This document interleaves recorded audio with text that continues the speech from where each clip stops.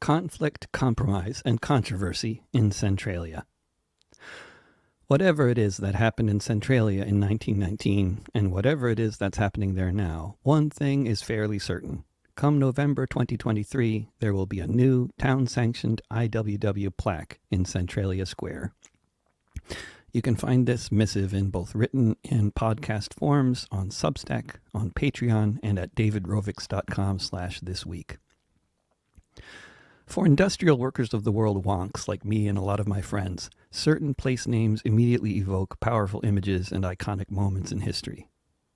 Mention cities like Winnipeg or Seattle, and the words General Strike will come right to mind. Mention towns in the state of Washington like Everett and Centralia, and different, more tragic pictures are evoked.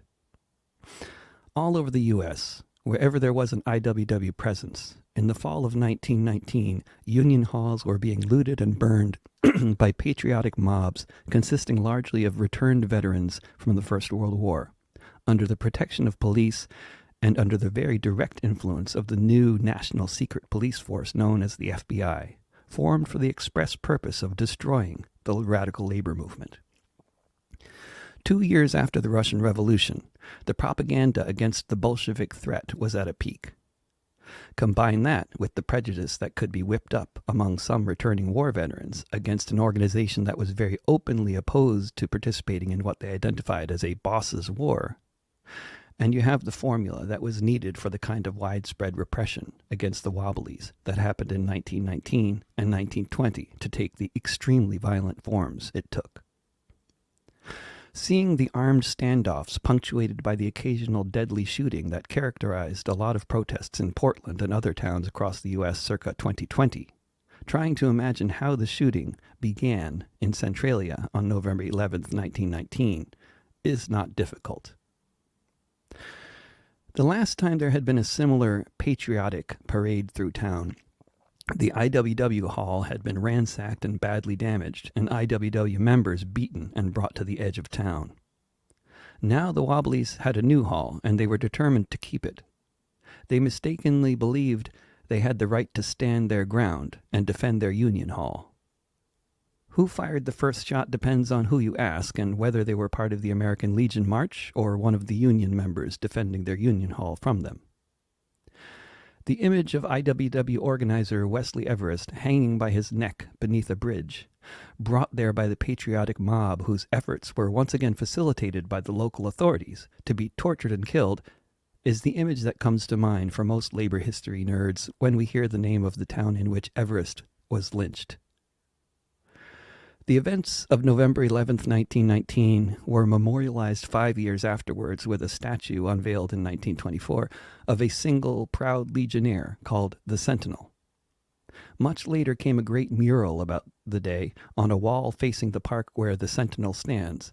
But for the past century, the Sentinel has been the only three-dimensional memorial to the events of 1919 in Centralia. Why this would be the case after all this time is at this point not hard to surmise. Departing from Centralia for a moment, in 2015 I was invited to Salt Lake City to participate in an event commemorating the 100th anniversary of the execution by firing squad of another martyr of the IWW, who was known to most as Joe Hill. Joe Hill was a songwriter as well as an organizer, and wrote some of the classics of what was a very musical and theatrical movement.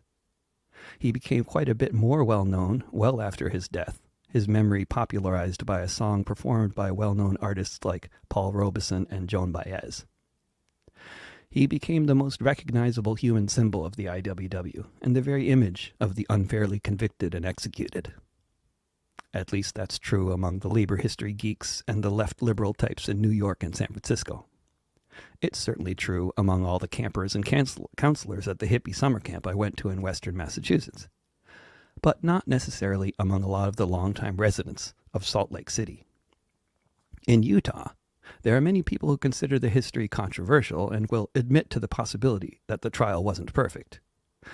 But there are also many who still believe Joe Hill was the guy who killed shopkeeper John Morrison, as I discovered on that visit. Some of them are Morrison's descendants and other members of his extended family. Centralia also still has a chapter of the American Legion, and relatives of the Legionnaires killed there in November 1919 still live in the area. A fine, upstanding little group of Union members, history buffs and other folks, have been patiently campaigning for a long time now to have the Centralia Town Council approve a plan to have a memorial to Wesley Everest, and for the IWW members given exceptionally draconian sentences of 25 to 40 years in prison for defending their Union Hall, or, according to the words inscribed at the base of the Sentinel, for killing Legionnaires while they were on peaceful parade. There was first disagreement among various interested parties about whether the Legion should have a say in what goes on the plaque. There is still disagreement about whether the events of November 11th, 1919 should be called the Centralia Tragedy or the Centralia Massacre. Ultimately, the Town Council voted to approve the IWW's plaque, and its unveiling will be this coming November. I was in Centralia a few days ago, because some of the folks I met there on another Joe Hill centenary-related tour in 2015 wanted to organize a little concert, which took place outside the ballroom in front of the Wesley Everest mural, the occasion being a little celebration of the successful completion of the crowdfunder for the plaque. I don't know if there were any members of the American Legion at the gig, but among those who attended were people who had been on different sides of different arguments around the plaque over the years and even decades. I was told by a couple participants that it was especially good that at least some of the different sides of the long conversation around the plaque came together to celebrate that it was finally going to exist in reality there in Centralia Square.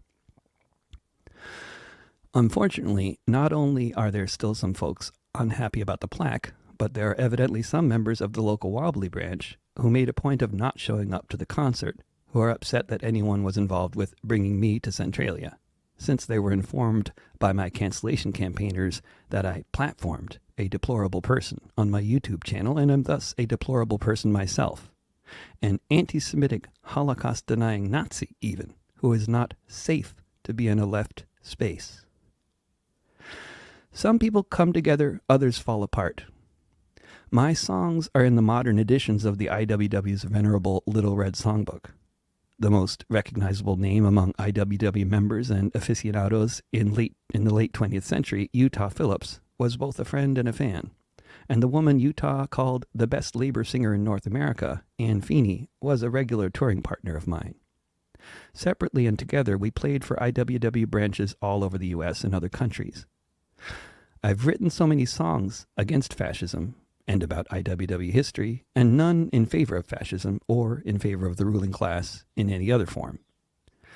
But some young folks are especially vulnerable to whatever some self-appointed guru says on Twitter. They become indoctrinated and are no longer open to discussion. It's a huge problem these days, as you may have noticed if you spend much time on social media, in particular platforms like Reddit and Twitter. IWW chapters today, despite the union's long-standing philosophical opposition to this kind of sectarianism, is not at all invulnerable to this kind of madness, although it does have the clear advantage over many other groups of having the aforementioned long history. My attackers deliberately misquote me, and some of these impressionable young IWW branch members in Centralia apparently believe the quotes are real. The internet is more real for some people than reality is, and apparently history doesn't matter, whether my history or the history of the Union these folks ostensibly joined. Among the other things that don't matter, or evidently have no legitimacy, are alternative views on the whole concept of platforming people by communicating with them.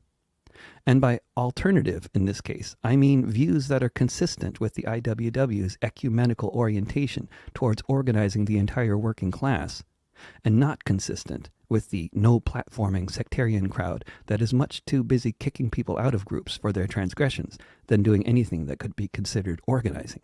That is to say, those engaging in this nonsense are disorganizers, in truth.